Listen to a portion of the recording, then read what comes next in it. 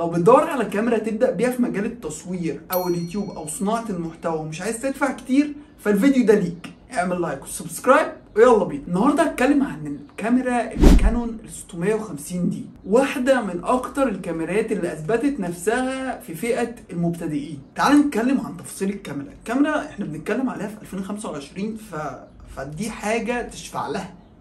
ده الكلمة دي تشفع لها، يعني حرفيا احنا بنتكلم عليها في 2025 فدي تشفع لها. الكاميرا دي بتيجي بدقة 18 ميجا بكسل وبتصور فيديوهات فول اتش دي، ومن المميزات الحلوة اللي فيها ان فيها كشاشة تاتش وبتلف 360 درجة، يعني لو بتصور نفسك تقدر تشوف نفسك، ولو بتصور فلوج او بتصور فيديوهات وانت ماشي فهتشوف نفسك، فحلوة قوي للحتة ديت. وكمان فيها ميزة انها تقدر تركب لها مايك خارجي، والميزة دي مش موجودة في كل الفئة، في كل الكاميرات اللي في نفس الفئة دي. وعلى قد ما هي قديمة وسعرها رخيص، لكن بتطلع صور حلوة ونقية والوانها كويسة وطبيعية. الكاميرا دي مناسبة لمين؟ لليوتيوبرز المبتدئين، للبلوجرز اللي برضو اللي لسه بادئين، للناس اللي بتحب التصوير وتعمل سيشنز وكده.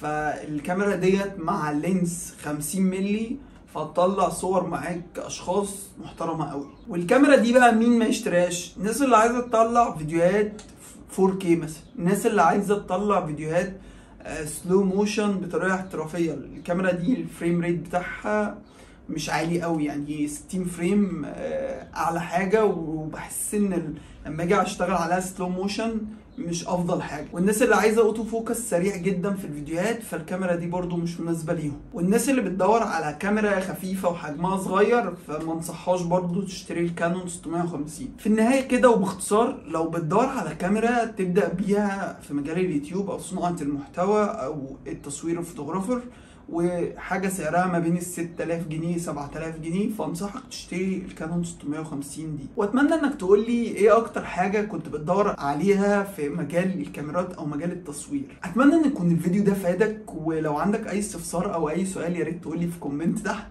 وما تنساش تعمل لايك وسبسكرايب. ودلوقتي وصلنا نهايه الفيديو، واحب اختم فيديو بكلمه لا اله الا الله.